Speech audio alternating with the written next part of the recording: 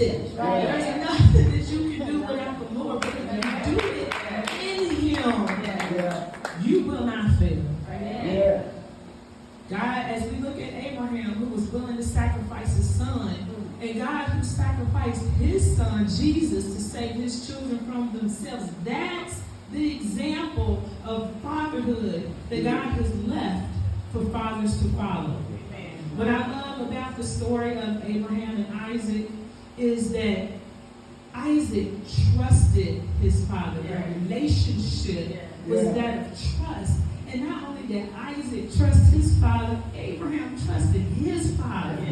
When he sacrificed his son, that level of trust, that level of relationship with God. And if you can tell that God was in Abraham's life because his son was connected to him as Abraham was connected to God. You see what I'm saying? There's a connection. If there's disconnection in your family, and if there's disconnection in your life, look at your connection to God. Sometimes you might need to reconnect. Some through the word and prayer, sometimes you need to reestablish relationship. And that relationship will show you the way of how to be a father when you lack. You know, it's all there. Sometimes people say, I didn't have a father in my life. But here God gives you an example. When you follow up the example of the father, some of us have fathers in our lives and we don't want you following them. You know what I'm saying? So it ain't always about having a father in your life. When you take faith and when you apply faith to the word and when you let him have his rightful place, you will not fail. Amen. Some common definitions of father: a man in a relationship to his son, someone who caused a pregnancy resulting in the birth of a child. Meaning, we go back to my topic, fathers, you had to be in the room for conception to take place. And one thing we can say about everyone here, we all have a father. Amen. We like him or not, or whether the best or not, we all had to have a father. And it took his presence in the room to get us here today. All right. So if for anything, thank God for that. One fact is that it took one to get here, and something I really want to hone in on. Even more so important than us getting here, it's going to take one to get us home. Another definition of a father is a male parent of a child. I know women like to say, I'm your mama and your daddy. I'm not taking away from any single mothers who had to do it. Step into roles that God didn't design for you to be in. You know, I'm on my way here and start thinking about Jesus can't work it out. How you gonna pay your rent? All you can say, man, that song sounds like it's a single mama. All your policemen, wait till you that where he at? Right. So I just was thinking, like, sometimes we take on somebody in that role must have had to do it by themselves. So, you know, and sometimes we feel that way, but we still are not fathers. You know, the world had to set up backwards. They started introducing where you forcing fathers to pay child support. And I'm not saying that wasn't necessary, but there was other ways that we could have done it. Whereas parenting classes, you know, helping them get jobs and stuff, putting judges on the bench that look like us, putting teachers in the classroom that look like us. You know, putting giving us lawyers who look like us, showing us what we could be. But instead, you want to say keep jobs away, you know, make things felonies for this color and a minor offense for that color. So fathers are at disadvantages where they can't do what they need to do. They can't be what they need to be. Because society has set it up that way. So they've introduced this stuff called child support, which instead of teaching you how to go out and get a job and provide and manage money and things like that, we want to force this on you in a way. And if you don't do it, guess what? You go to jail and you can't work 6 more months because, you know, so it's just all messed up. You know, and that's not how God intended it to be. Besides the parental bonds of the father to his children, the father also has certain rights and certain obligations for his child. Our pastor, Pastor Al, has been talking about justification from the book of Romans. Chapters 8, verse 30 says, and those who he predestined or appointed, he also called. This is a calling on your life. You gave seed, that was a calling for you to be a father. Those he called, he also justified. And when you planted that seed into the woman, you at that point are now appointed to fatherhood. Fatherhood now becomes your ministry, your responsibility. It's your duty.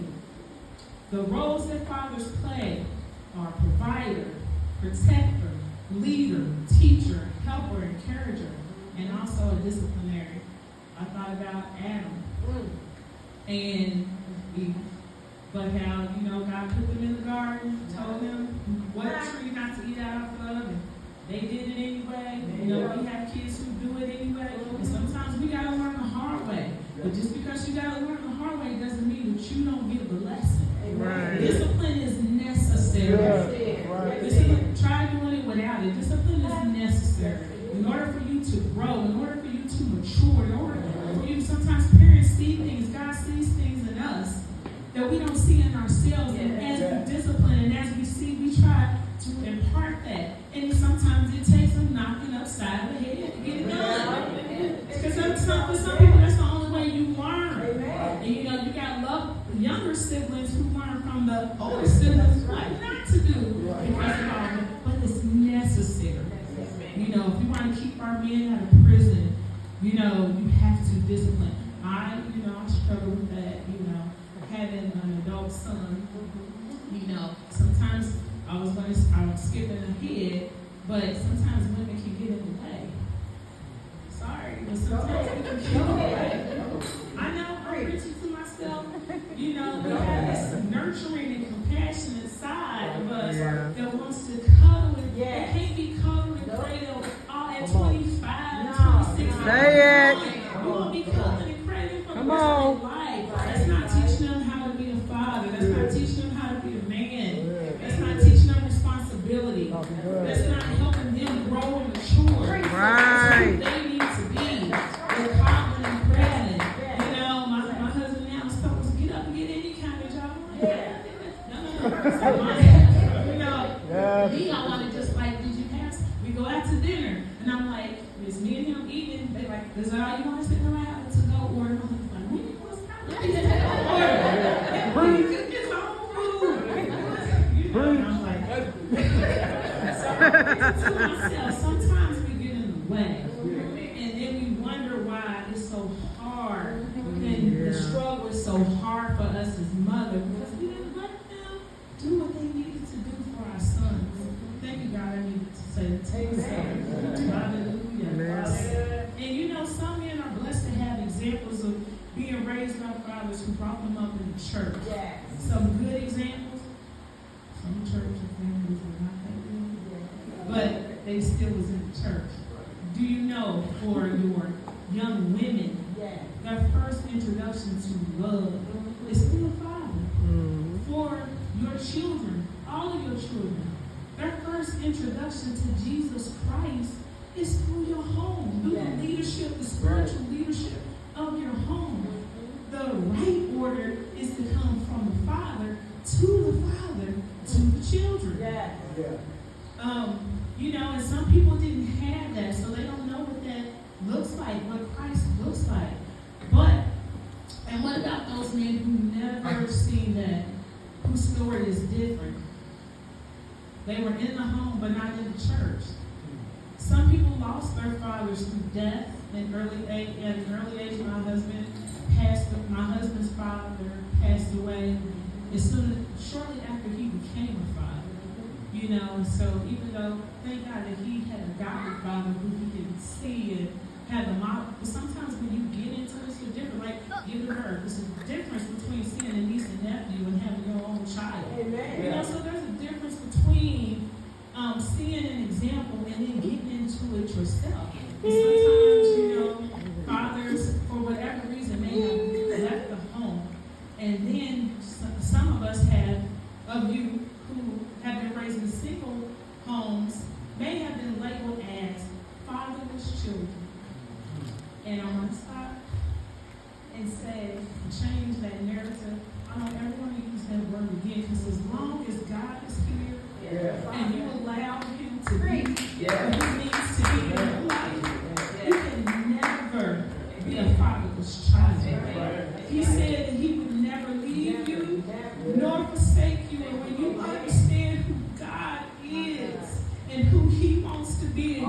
life. You will never use that word again. He has always been a, just look back.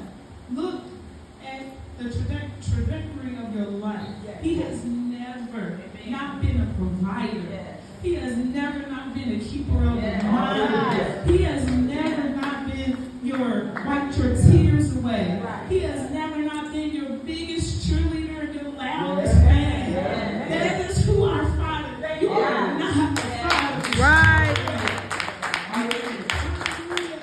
No one has showed you more love than your Father. Amen. So never, ever label yourself again as a fatherless child. That's a trick and a lie straight from hell.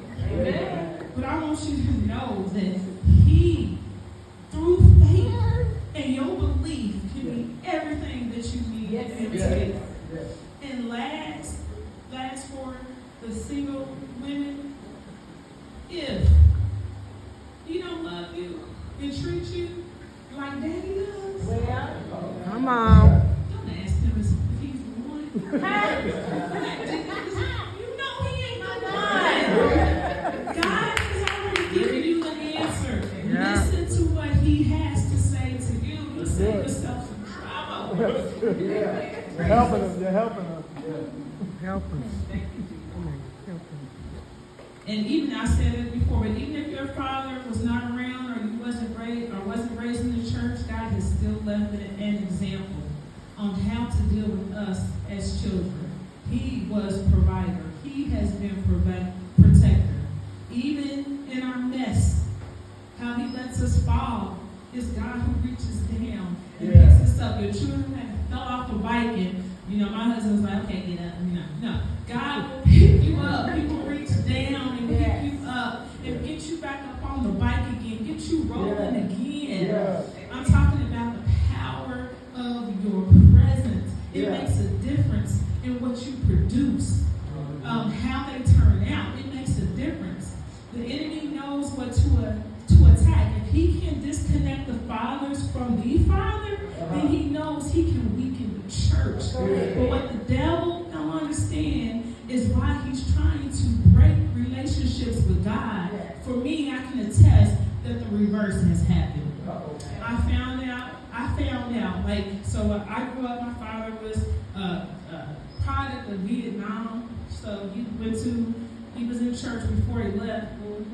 Went to Vietnam, came back a father, and then he dealt with post-traumatic stress syndrome before it was PTSD. It didn't have a name, they just put you back. And then in the church, they said, have child after child after child after child. So he ended up with 9 children, probably under the age of 30, and trying to do it by himself. So he never dealt with himself, so life was hard. It was not, he ended up leaving the church, and he didn't come back to the church until Al and I got married. He was in there 14 years before he passed. But my childhood, I didn't have a saved example. And it was so bad, I didn't want to be married or nothing, but oh no. But God said differently. What I didn't know, I remember getting saved at the age of 12. And I said that about what the devil didn't understand is it was pushing me closer. You would think that it would push me away, but having an unsaved father, having him, the power of your presence can be positive and it can be negative. And I learned something from, even with him being there, it taught me how to pray. It taught me how to rely on God. It kept me. God kept me. It taught me that you can't put a lot of confidence in man anyway. And that I had to have that connection with him in order to get through the next year and the next year. If I would have gave up, and if I would have believed what society said about me, if I would have believed the narrative that my dad was saying about me, I would not be here today. So it's something about relationship. And one thing that my father taught me, his presence taught me, and it's a valuable lesson that has been with me all my life, is forgiveness. Forgiveness. When you are unforgiving, you allow unforgiveness to control and define your life. But when you learn to let go, and when you look at it, it's not even, my father had, I had to let go. Why? Because there's some things that I did to my father that I wanted him to let go. Right. And when you understand that you need grace and you need God's mercy and you need forgiveness, it ain't all so bad to let some stuff go. But it frees you. When you hold on to unforgiveness, it affects negatively every area in your life. So I'm saying today, if your father has done something, even if it's not your father, somebody, let it go. Let it go. Free yourself today. Let it go. There are lessons. Let it go. Hallelujah. Sometimes we go through stuff to help somebody else. You never know who you want to come in contact with, who is dealing with a situation. But every test and every trial, if you endure as a good soldier, you're going to bring somebody else out through your testimony and through your life. So I'm just saying, that wasn't my notes, but let it go. Hallelujah, hallelujah, hallelujah. I think I already talked about the women. There's a role that we can play in the success of our men who are raising children. There's a role that we can play. Sometimes we can get in the way of letting the father be what he used to be through his children. I think I talked about that. But there's some things that you can do. There's some affirmations that you can give. Encourage him. Things might not be the way that, have conversations of things you see in the spirit of love. I talked about some, things with how, we are raising adult children. Me and my husband have conversations, in love. And he knows I mean him well or whatever. And then if I see that it ain't going, talk to God about it. Amen. You ain't got to be fussy. You don't have to do all that. That's not going to produce good results. Amen. But if you take time, tell God, encourage him. Tell him you're doing a great job. Right. I appreciate your contributions that you bring to the family. Yeah. I like how you did it. I love how you stepped up and showed up. I remember a time, and I'll just be transparent, where one of the conversations that we had is when our kids were growing up, my husband was pulled in a lot of different directions. He had church obligations, work, church obligations, and some more church obligations. And so it left me at home with my children. But I told him one day, his father was an assistant pastor at the church we went to. He had church obligations. But I told him, I said, in a loving way, you don't want to be that father when they get older that you don't remember a game. I'm not saying put this before the Lord or not, but you don't want to be that one where you miss the soccer game, you miss the, and I start saying, like, when we look at the pictures and you're not there, you're going to feel a certain kind of way. And I also, I ain't add, if I wanted to be a single mom, I could have done that too. So he listened to me, he received me, and he was at my kids, they can attest to it. He was at basketball games, soccer games, he worked it out. We were tag team, and he still was able to go do, but at one point he said, I got to be there for my children. Right. They have to see balance. Yes. There has to be balance in relationships. Talking good. Yeah. And I said earlier, God isn't requiring you to have it all together, but I